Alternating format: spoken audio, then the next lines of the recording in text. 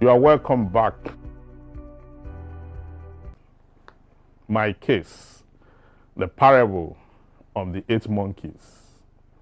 Put 8 monkeys in a room. In the middle of the room is a ladder leading to a bunch of bananas hanging from a hook on the ceiling.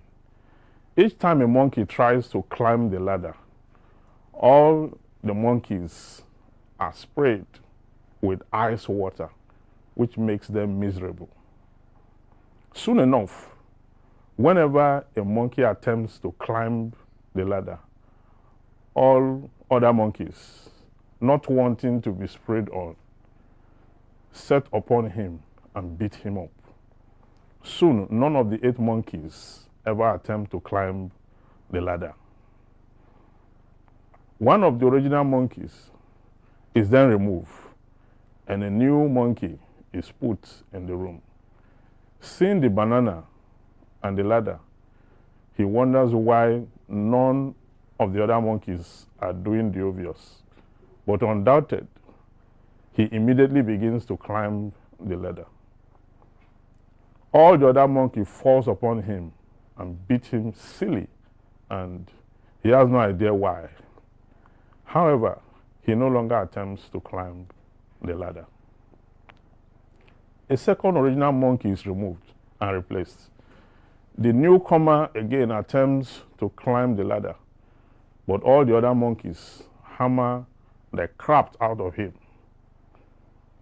This includes the previous new monkey, who, grateful that he is not on the receiving end this time, participates in the beating because all other monkeys are doing it.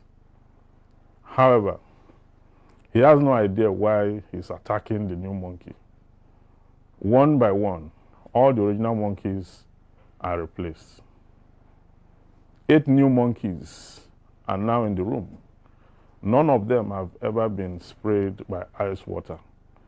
None of them attempt to climb the ladder. All of them will enthusiastically beat up any new monkey who tries without having any idea why. My verdict: the parable of the 8 monkeys offer a stark metaphorical lens through which to view the Nigerian economy and its impact on citizens. It captures how entrenched practices often inherited, unquestioned, and propagated by social pressure can constrain dynamism, discourage innovation, and erode trust in governance and markets. So as Nigerians, as individuals or group, when you find a cause to pursue, to change the deplorable state of our nation via advocacy, protests, or calling out government, the rest of society yell at you to keep short and endure the pain. It is either a state apparatus is deployed against you, like the 8 monkeys, to stop, or family and friends rebuke you. When Kansarua and 8 others confronted the government on environmental degradation in Ogoni land, the state slayed them all. The list is endless, and so are the influences. Too many struggles are quenched before they even begin. The Light Up Ndokwa struggle is opposed. IPOB is proscribed. Protest is banned across the country, yet perseverance remains essential. Voices must rise, even when silent, to demand accountability, justice, and a livable future. I shall go to Rabbi again. This is a beautiful piece, Juror from Rabbi. Thank you. And I want to speak about the economy and how once it is our brother who is in power, regardless of our sufferings, we do not link our poverty directly to government policies. But once it is not our brother, because like you know, Nigeria is a country of over 400 nationalities, right?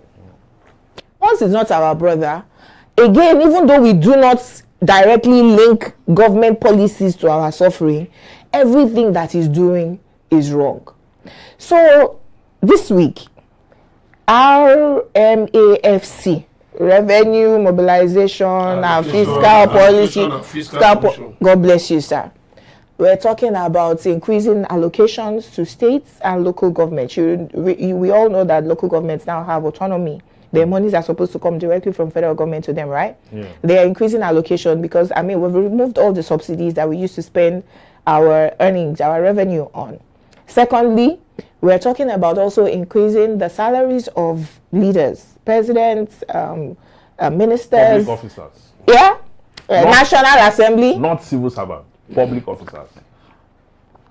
So the people who are really doing the work, who are putting in 35 years of service, they remain at the poverty level, who have increased. So you remember that this week, BBC was saying that the 70,000 minimum wage can no longer feed anybody.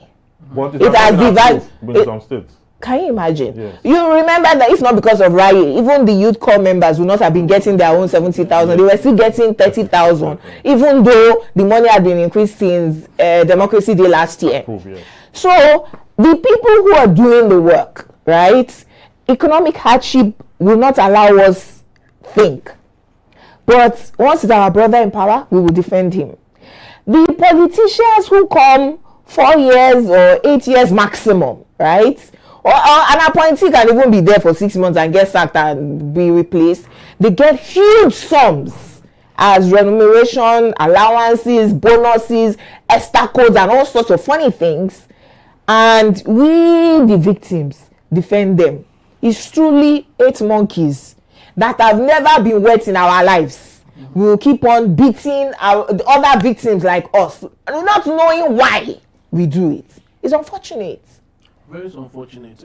This takes my mind very synonymous to what he stated about the 8 monkeys. It equally reminds me of what we call in psychology crab bucketing, and that is where if you have one crab in the bucket, it's easy for the crab to get off the bucket. But when you have so many of them there, they use their claws to hold on to themselves. For as long as you have them there, they keep holding on to themselves, even when the bucket is clearly open. For them to go out, they would never go out. They keep holding on to themselves, and that's very similar to the 8 monkeys. The 8 monkeys too. You see, we are living in a very debased society, so debased politically that those who serve us clearly understand all of these things, but have a way of finding a way also of introducing more crabs, right, to hold us together.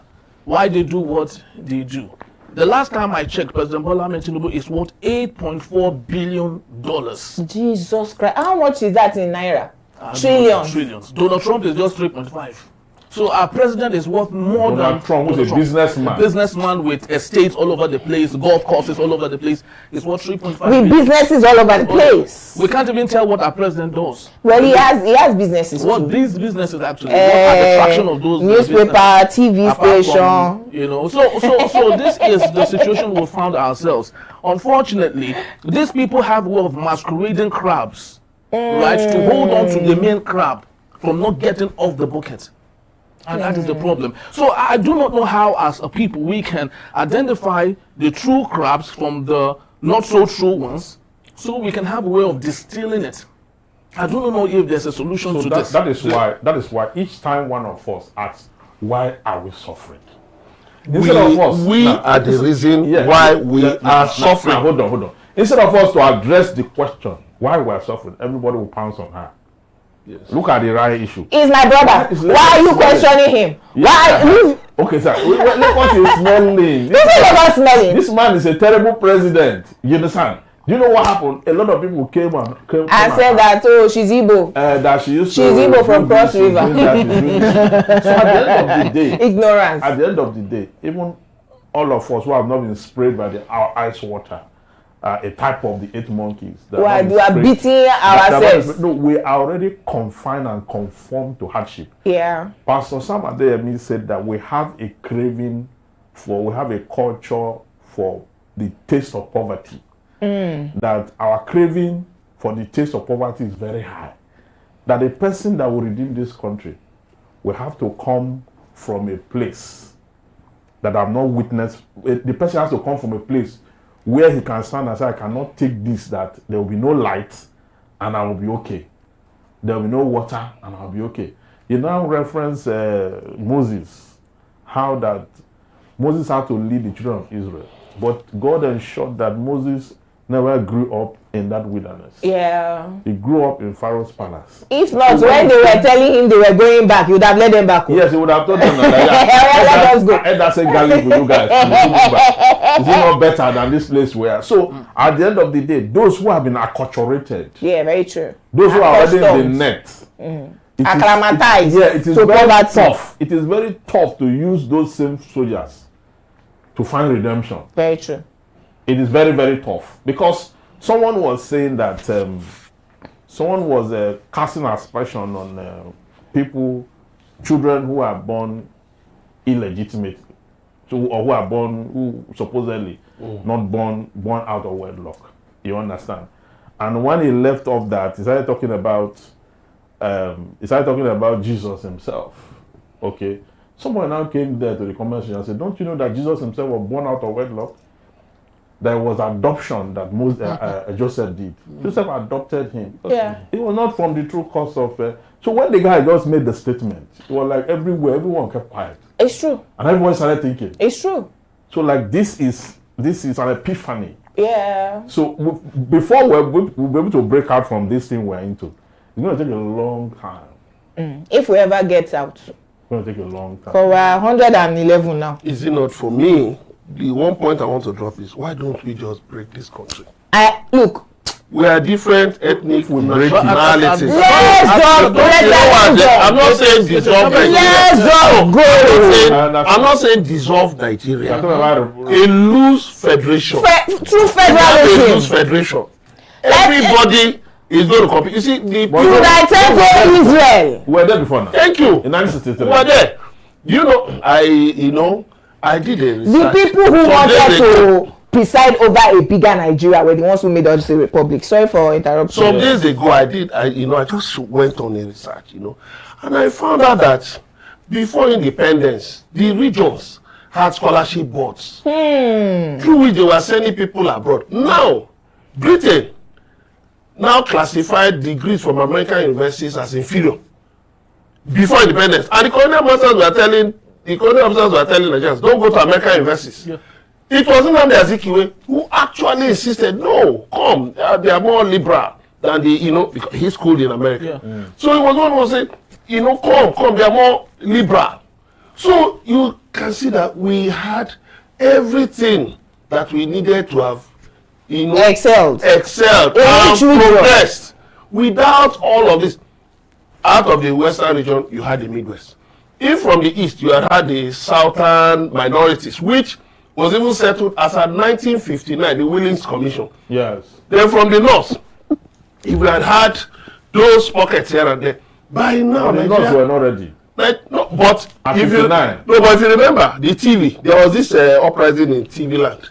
They never wanted the Sadana of Sokoto. That's in the North Central. Yes, they never wanted the Sadana of Sokoto.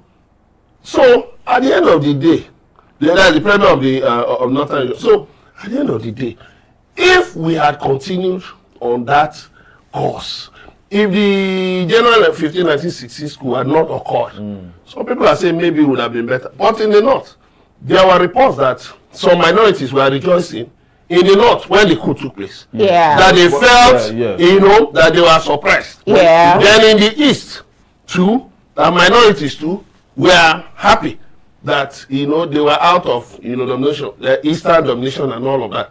So when you put all of these things together, I think it is better, because Tinubu has shown clearly that he is more interested in regionalism than federalism. So let us not have any issues. Those who are saying these ones leave Lagos, go away, it's just, to me, as far as I'm concerned, they're even wasting time, because at the end of the day, when you break certain things down, you that you're asking people to leave Lagos, Tinubu and his group will even make you out of Lagos, take you out of the same Lagos. Very well. So we'll go on a quick break now and return with Juror Olajumoke's case titled Nigeria Succeeds at Failure. Do stay with us.